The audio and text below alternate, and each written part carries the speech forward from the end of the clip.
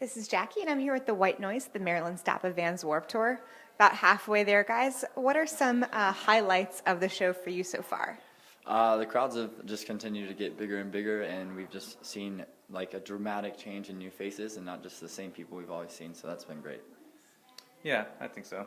Yeah, definitely just different atmospheres of each date is pretty interesting. And the rain has been kind of killing us, but it's been fun though. There was like a week of just straight monsoon weather, and my feet were blue from my shoes because they're black suede, so they just like bled. Yeah.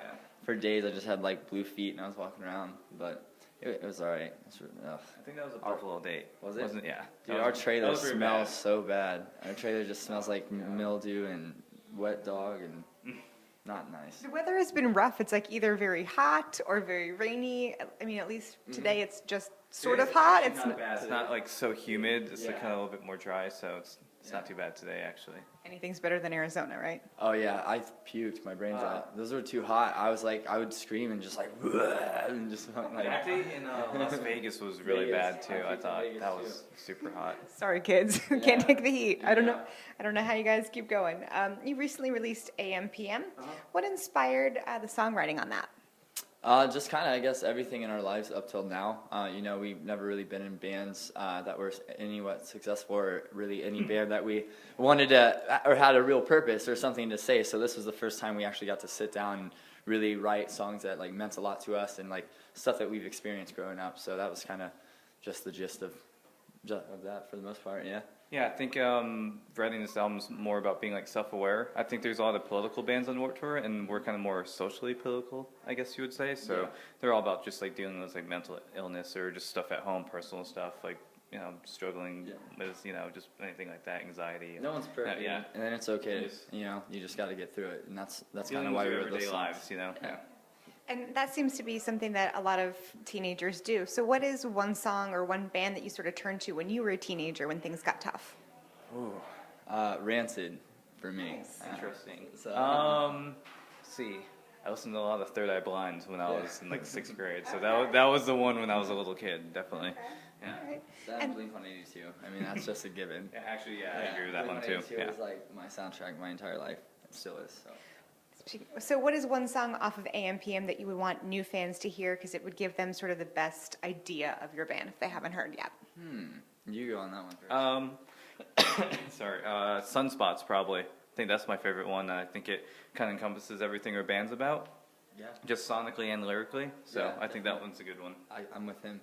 Okay. Stolen answer. We'll take that one. Yeah, that was perfect. So how is AM/PM an evolution from your EP, Aren't You Glad, and previous works? Well, it's funny. We actually wrote AM/PM. It was Aren't You Glad? We had 10 songs for Aren't You Glad, but they're like, let's do an EP. We're like, well, we wrote a record, and so a lot of the songs were sitting on the back burner. So piecing it back together was kind of, I guess, the only segment that was a little tricky at first because we didn't know where we wanted to go or how to blend it, all into still like the same sound, not the same sound, but like the same band and still progress at the same time without having the other songs sound dated. So the EP is actually more like our set.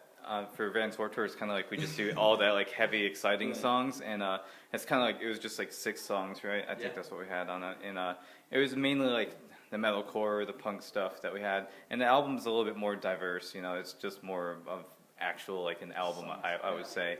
I felt like the EP was just more of like just kind of here's like just get the point of it right here in these short amount of songs, and then the album's like a little bit of everything. It's kind of more emotional and some heavy stuff, but not too much anymore. Yeah.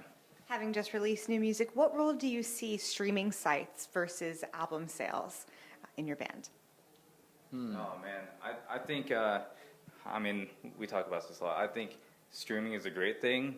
I mean some bands may think otherwise, but times change, and the thing is, it changes so quickly now with technology. Like where bands were selling albums about 13 months ago is going to be drastically different to maybe 11 months from that time to 5 months from that time. It just, every month it's changing so much, and bands don't sell as many albums as they used to, but there are bands that still sell albums, like Avril does, very well. And so it just kind of depends on the type of band you are, honestly, too. I think for us, we're a band that people are going to stream our music, honestly, and I'm perfectly fine with that, That's still the same as buying an album, in my opinion, so it's just as good. I just wish they would change a little bit of the the algorithm to how they kind of you know, just dictate, calculate, you know, what you make off of that, you know.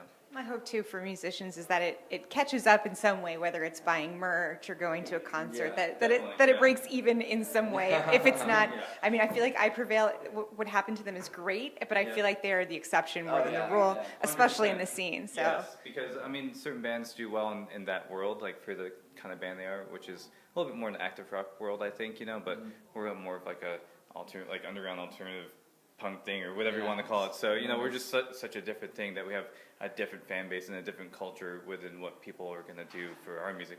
Whether probably going to stream our music compared to buy it, you know, compared to maybe someone that listens to High Prevails has more of a chance that they're going to go to Walmart and buy it or Best Buy or something, you know. We can't all be Adele. Yeah, exactly. Yeah, you know what I mean? So what's up as far as goals and plans for the rest of 2017? Just tour as much as we possibly can. We were off for 8 months, and we're just ready to be on the road and just keep, you know, pushing this album and meeting new people and hopefully going overseas, because we've never been outside of the country besides Canada, but that doesn't count. So. Sorry, Canada. Hey, I like their poutine. That's my favorite. Oh, we can talk about food for a very long I time. eat it 5 times at least when I get there. Like I'll eat it every meal. Well, stay tuned for much more from Food and AM/PM from the White Noise. This is Jackie. Thanks to Chorus FM and One Avenue.